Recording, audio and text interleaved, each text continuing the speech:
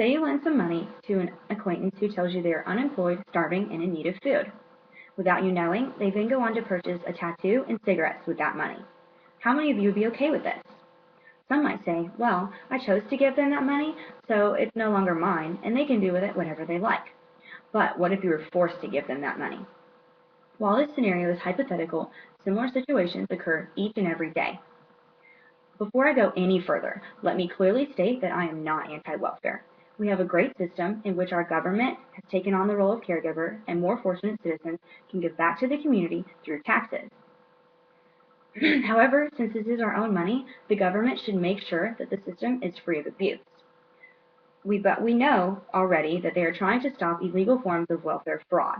What I'm more concerned with is welfare abuse, which include legal acts that are possible through loopholes in the current system. I've been an American citizen since birth. However, I didn't fully understand what that meant until I started paying taxes on my part-time job income just a few short weeks ago. This new experience with taxes sparked my curiosity. According to the Center for Policy and Budget Priorities, 12% of our annual tax revenue goes into the welfare system. That's $800 billion every single year. Where do all those billions of dollars go? I have done extensive research on the welfare system and the different use of benefits in every state. Through my research, I have devised a plan to stop abuse and save us money. Today, I will present to you my policy limiting the use of electronic balance transfer cards that I believe will make a huge difference on the welfare system and our economy as a whole. Let's start by detailing the problem. These electronic balance transfer cards, or EBT cards for short, contribute to one of the most notable forms of welfare abuse, according to Todd Shepard of the Colorado Observer. These cards are used solely for the loading of food stamp benefits, and by law should be used only for things with nutrition labels. However, people are spending this money on things more than food. They're using this money for things they simply do not need, like cigarettes. This past summer, a New Hampshire man attempted to purchase cigarettes using his EBT card at a local convenience store. The cashier, Jackie Whiten, had a serious problem with this and refused to sell him the cigarettes. She was fired just days later for refusing to follow the law, according to New Hampshire union leader Megan Pierce. EBT money is also accepted at tattoo parlors, tanning salons, nail salons, adult entertainment venues, and strip clubs. Yes, even strip clubs. As taxpayers, all American citizens are directly impacted by this ridiculous use of welfare money, and the problem is very severe. According to Terry Smith, Director of the Department of Health and Human Services Division of Family Assistance, no state has regulations on cash benefits. Those who use this system unfairly are severely hurting the economy. If this problem isn't stopped, taxpayers will continue to pay more than they should, and the money will continue to be redistributed among people who use the money fairly and therefore deserve the money, and those who abuse the money and therefore do not deserve it. Welfare could go bankrupt. But don't worry, although there's a problem, a solution exists. Because of Jackie Whiten, new legislation is being petitioned that would stop the use of EBT cards at liquor stores, casinos, and adult entertainment venues in every state in the next 2 years. This past February, President Obama signed a similar law, as reported by the Fox News Associated Press. But I want more. EBT debits should no longer equal cold hard cash.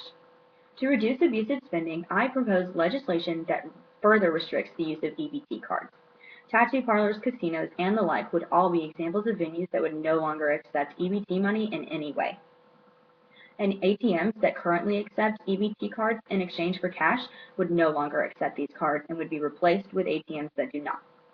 And people that have shown that they have abused their EBT money in the past would be given 10% less money every month. The funding from this plan comes straight from its own profits.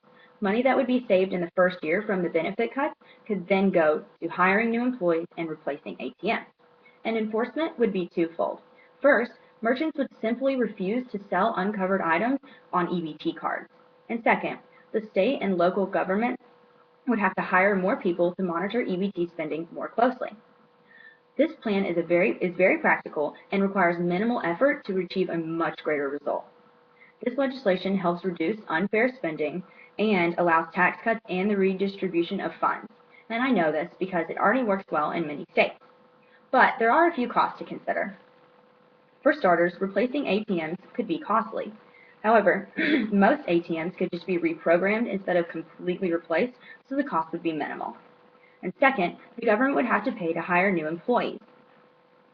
But there are many more benefits to this plan. Money would be saved on the decreased EBT spending and the benefit cuts. Some money could be redistributed to those who need it most. And the other money that is saved could go to other areas of the government, such as cutting the national debt and creating more jobs. Plus, more jobs would be available in the food stamps program, so that would also boost the economy. Although I believe this plan is a very effective yet practical way to stop abuse, some may not be so keen on the solution. Some argue that this legislation is an unfair attack on the poor.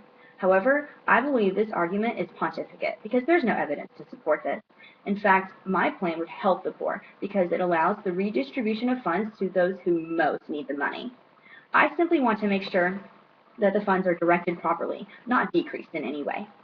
Another challenger is Grant Boss, investigator for the Josiah Bartlett Center for Public Policy.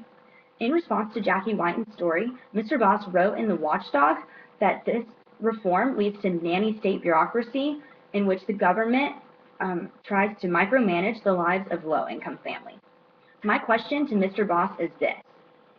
If employers have the right to drug screen their employees at any time, what makes income that comes from the government any different?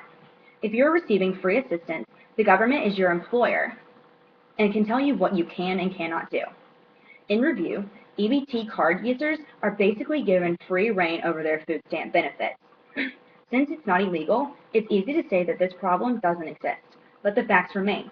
Legislation should be passed to limit the use of EBT money to what it was originally meant for, food.